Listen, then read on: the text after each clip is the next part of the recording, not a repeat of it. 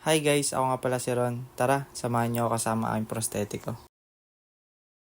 Papalabas na nga pala kami ng bahay. Aba, ang sweet naman na maglolo ah. Habang papalabas kami, ako na nga muna yung taga-video nila. Si tatay na nga muna pala yung pumalit sa akin. Since pareho naman din daw kaming PWD. Dumaan na nga muna pala kami kila inang bago kami gumala. Kaso tulog ang aming inang kaya ayon, hindi na rin kami nakapagpaalam. Nilalabas na nga pala ni tatay yung sasakyan. Pagkatapos silabas ni tatay yung sasakyan, umalis na nga rin pala kami agad. At habang nasa biyahe kami, nakalimutan pala namin magbaon ng tubig. Kaya naghanap kami ng tindahan na pwede naming mabilan. So yun guys, buti na lang nakahanap na rin kami agad, kaya bumaba na rin ako para bumili ng tubig namin. Pagkabili ko, sumakay na nga rin pala ako agad at umalis na rin kami. At habang nasa daan kami, camera check. Huy, bero lang. Grabe, first time ko marigaluhan ng ganitong iPhone sa buong buhay ko. Parang panaginip lang ang lahat eh. Nanginginig pa nga ako sa pagbubukas kahapon eh. Hindi ko mapaliwanag yung nararamdaman ko guys. Basta parang gusto ko umiyak na kinikilig tapos na jejebs. Huy, bero lang. Ayan, nabasalan tuloy. Kung sino man po yung nagbigay nito or kung nanonood man po kayo ng vlog ko, maraming salamat po sa inyo. Hindi po biro ang magregalo ng ganitong bagay at alam naman nating lahat na hindi biro ang presyo nito. Kaya sobra po ako nagpapasalamat sa inyo. Sana po ay mas pagpalain pa po kayo ng Diyos Ama. Sa wakas hindi na ako manghihiram kay Utoy para lang makapag-vlog. Sa mga hindi nga po pala nakakaalam, nakikihiram lang po ako ng cellphone kay Utoy para lang makapag-vlog at makapagbigay sa inyo ng saya at inspirasyon. Tunay nga po na napakabuti ng Ama. Hindi ko ina-expect na magkakaroon ako ng ganitong cellphone at yung pinapangarap ko pa. Sana all. Ayoko mangako, ayoko ring mapako. Pero gagawin ko ang lahat para matupad ang aking mga nasimulan patungo sa aking mga pangarap. Salamat po sa inyo guys. Mahal ko po kayong lahat. Tay, saan mo nga ba kami dadali ni Utoy? Mukhang malayo-layo to ah. Tay, napansin mo rin ba si Utoy? Mukhang naiwan yata ah. Kawawa naman, hanapin mo nga. Ay, ayun pala. Kahigising nga lang pala ni Utoy. Nakakapanibago eh. Walang makulit sa vlog. Masyado kasing napuyat kagabi kaka-cellphone. Tapos 5 AM pa kami gumising. Ayan tuloy. Pinapatulog kasi ng maaga eh.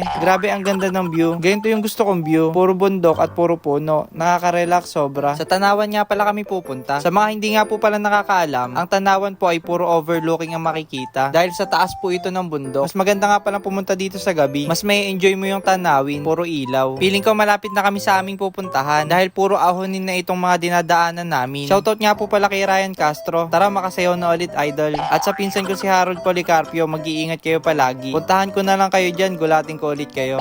Sa wakas nakarating na rin kami. Papasok na nga pala kami nila tatay para makapag-relax na din sa mga magagandang tanawin at para makalasap man lang kami ng sariwang hangin. Pag-akyat namin. Hello po, good morning po. Magkano po? Ab 80 lahat. Sige. 80 lang. May barya ka ba dyan, Tay? Eto na pala. Ayun ba? Eto pa. Doon pa. Sige pa. Salamat. Sobrang bait nga pala ni ate dahil pinayagan niya kami mag-parking malapit dito para hindi na rin daw kami mahirapan ni tatay maglakad. Salamat po sa inyo ate. Pababa na nga pala kami. Hawakan ko sana si tatay para alalayan. Kaso huwag na daw. Aba mukhang mas magilas pang bumaba ang tatay ko kaysa sa akin ah. Umorder na nga rin pala kami. Pagka-order namin, naglakad-lakad na nga muna pala ako para makita ang ganda ng Tanawan kahit tanghali.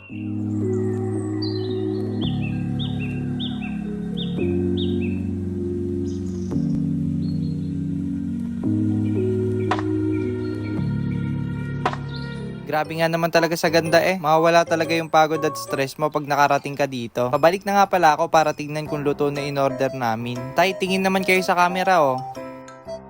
Utoy, ikaw din. Yun. Sakto pagbalik ko, dumating na rin agad yung in-order namin. Ito nga lang pala yung meron sila ngayon dahil naubos na daw kasi kagabi halos lahat ng nasa menu nila. Dahil sa sobrang daming tao daw kasi na nagpunta kagabi. At hindi na rin daw sila nakapamili sa palengke kaninang umaga. Kaya itong tosilog at tuyo silog na lang ang in-order namin. Dahil namimiss rin daw ni tatay ang tuyo. Pagkatapos namin kumain at magpahinga, naglakad-lakad na nga muna rin pala kami ng tatay. Para naman makita rin ni tatay kung gaano kaganda ang view dito sa taas ng bundok. Utoy, ikaw muna ang mag-video ah. Ako muna nga alalay sa tatay. Thank you. At pagkarating namin, bigla daw niya naalala ang tatang Derme. Dahil nung araw daw, isang truck na sitaw daw ang binaba nila galing sa bundok. Kaya halos isang linggo daw sila nagbaba ng tatang. Napasubo daw ang tatay eh. Namiss ko tuloy bigla ang tatang. Dahil simula nung maliit ako, halos sa kanila na ako lumaki ng inang. Dahil si nanay na rin ang nag-alaga sa kanila. Tatang ko, nasan man po kayo ngayon? Miss na miss ko na po kayo. Papaalis na nga pala kami. At sinetap ko na din yung camera. Sabi ko pa kila tatay, tatay at Utoy, wag mo na kayo lalabas lalabas Ayan, sige, pwede na. Tapos wag din kayo titingin sa camera. Oo naman agad sila Ay, kababait, wala kang tumingin Hirap nga naman talaga maging buhay vlogger. Aba, nagpapakitang gilas pa talaga ang tatay ko Oho, kayo po'y humawak Baka po kayo mahulog, tay. Pagkaakyat namin, inalalayan na nga pala ulit ni Utoy si tatay. Talaga namang hindi na kailangan ni tatay magdala ng tungkod pagkasama si Utoy Pogi naman talaga nung tatay ko. Manang-mana sa akin Papaalis na nga pala kami. Bago kami umuwi, dumaan nga muna pala kami sa bilihan ng prutas. At nagpasama na nga rin muna ako kay Utoy para mabilan namin si nanay na pasalubong.